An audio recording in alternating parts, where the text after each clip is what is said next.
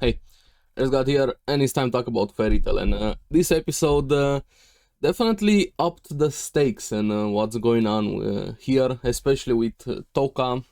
Then we see how strong the Dragon Eaters are. But yeah, I wish I had more episodes, honestly. I love Fairy Tail being back so much. Feels great having it here, but just give me more episodes. But anyway, let's get into this episode and talk about it. Picks up from last week when Merkphobia, the water god dragon, showed up. But then we also have something interesting happens. Kiria and Mad Mole get teleported away by another dragon eater, which we also meet in this episode, Scallion. We're gonna get to him. But what I liked are the interactions here after the conversation they had last episode. What exactly does it mean to do the quest, seal them, kill them, take away the power, and so on? Like how Natsu was just saying, hey, let's talk to the water dragon god here and see how do we proceed from there now.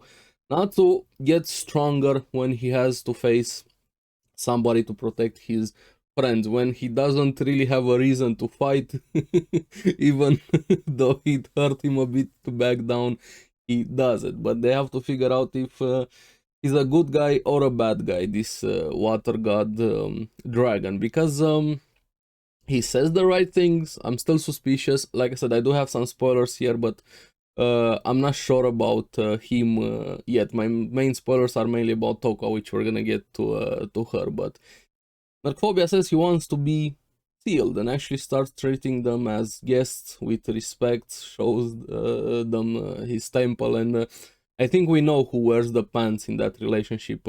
Caramel there. She's the one bossing him around. I liked her personality quite a lot. Just take them away. I don't want to see them.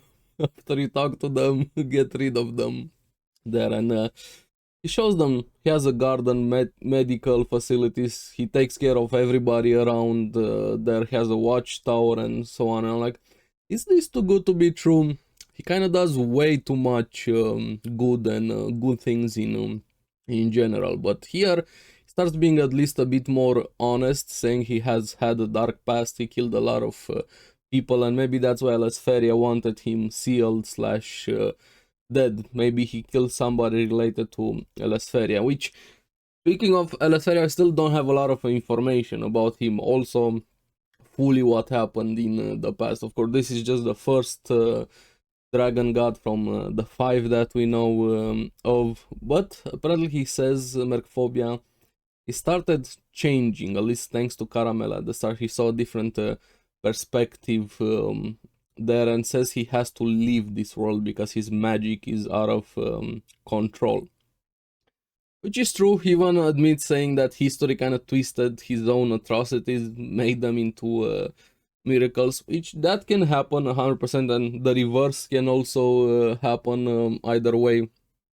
Depends how history is interpreted, who does the history there and so on. And people over time forget and things change in a way here. And that's why he kind of has this cult around him, worshipping him here. But since his magic is out of control, he says he wants to live to give them a chance to have their life there. And but one last thing before he accepts his death, which we're gonna get a bit later on. And I'm really liking these dragon gods here, and I do hope a problem is gonna get resolved thanks to them into the future. We have Mad Mole, the armor dragon eater, Kiria the blade dragon eater, and Scallion, which we actually get to meet here. We see him as this skull armor around him. Well, he uses ash or corpse dragon, like he said towards the end of the episode, ash magic for him, saying this is a water god dragon imposter, so he felt something was off there. And we're gonna get to see more of them here, but also throughout the episode, probably the biggest reveal that we had were related to Toka, because we had Jelal still looking after her, Gajil, Juvia, Levi having their own investigation, and they get into shenanigans. I think Gajil is gonna have some explaining to do after he fell off over Juvia there. I love the comedy here, the humor lands for me. I love the cast of characters, everything, all of the shenanigans and so on. And Levi might be pregnant by the way she was touching her belly there, thinking, because we know they care about each other, Levi and Gajel, no matter how much they bicker and so on, they're for each other there. And Toka is definitely like Juvia, has the same obsessions like Juvia has for Grey, but she has them for Natu. She even goes visit his house, there, and so on. But after this, we have Merkphobia coming out with what has been happening with him. Apparently, somebody stole his dragon power.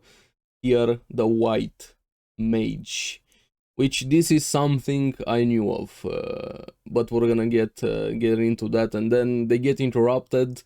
Scallion, Madball, and Kyria return, and they overheard everything, and they decide to go after the white mage to get the dragon god power here. And meanwhile, Jelal finding out where Toka is at Fairy Tail from Kagura. And I've missed Kagura, seeing her. She's one of the most fun characters in the series, especially with her sword that she was saving up for Jelal from the original series, the Blue Pegasus guys, Sabertooth. I miss all of them. I hope we get to see more of them throughout the series here. And Jalal says Toka is the white mage, and this is the thing I knew about her. One of the biggest spoilers in the series overall. There's a bit more to it. I'm not gonna get into that. If you have read the manga ahead, you know. But this is the main thing here. Now we get into some fighting back there, and I do wanna see fights. I've missed the Fairy Tail fights, especially the music there. But here we have Natsu going after Scallion, and it felt like he was fighting a Logia type power user from One Piece, because he was able to turn his entire body into ash. Scallion, of course, there they swap opponents. Grey might be more well suited to fight Scallion, and Natsu goes after Mad Mole, and then we have Erza versus Kyria. We kind of have the fights being set up here, and Natsu can't really do anything against Mad Mole, not damage him. He actually gets tossed into a ship there, and he gets motion sickness. And this is what I'm hoping is gonna get solved here. The motion sickness, because we see the 5th generation one, the Dragon Eaters, don't suffer from this weakness or side effect, and Natsu still has it. At some point, I kind of want to have a solution to this, because while it's funny sometimes when they're traveling and so on, during fights kind of takes me out a bit out of the fight, out of the immersion. You know, I'm like, sure, we have this intense fight, this guy gets tossed into a bicycle, he can't move anything anymore. So I do hope there's gonna be a solution to the motion sickness moving forward. But what was happening more, probably the biggest way to have the fight here, we had Erza versus Kyria. And Erza was actually having the upper hand against Kyria. She was getting excited also, but Kyria wasn't lying when she said she's able to cut everything and anything. And I kind of like this Square Lad being able to cut concepts in a way, not just cutting metal, a tree, and hard things.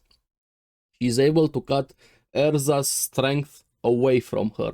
And it doesn't feel like just her physical strength, like her magic and so on.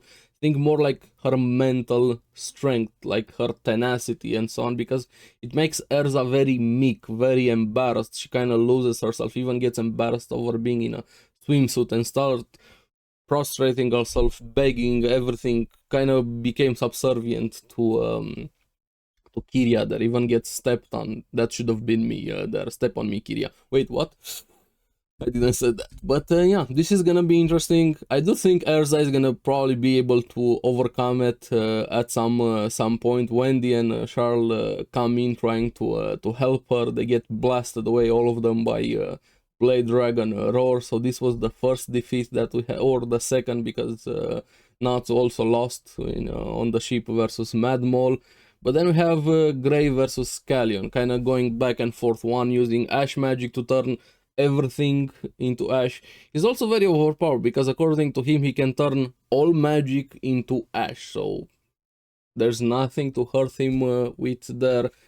Grey starts using his Devil Slayer magic, kind of works in similar ways. He can freeze everything, the other one can turn everything into ash, and they go back and forth until Scallion uses Black Ash and kind of takes him out in a way. So at this point, all of them are defeated, or at least down for the count for the beginning. Kind of in typical fairy tale fashion, we see how strong the villains are, and I always like this. I like villains being strong, showcase their strong, and then through the power of friendship and grit, tenacity, will, our heroes getting back up. I know it's cliche, but this is why I love fairy tale. This is the main theme of the show, being power of friendship, and I'm all here for it. I can't wait to get hyped even more. And also the story, the plot, I'm liking it quite a lot because it ends with Jalal confronting Toka, finally finding her, and can't wait for next episode. So far, first 3 episodes have been really fun. I'm happy the gang is here. We have an interesting story moving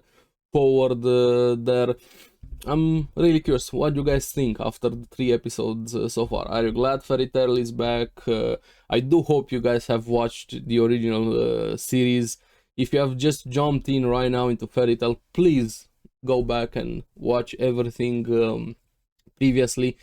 You're gonna love the characters, the world a lot more if you do that. But let me know in the comments below what you think of Fairy Tail in general, and especially with this episode and the 3 overall. And as always, thank you very much for watching. Remember to like and subscribe, helps me quite a lot, and you guys get the latest videos on the series that I follow. So keep enjoying Fairy Tail. I'm gonna see you again on the next one. Bye bye.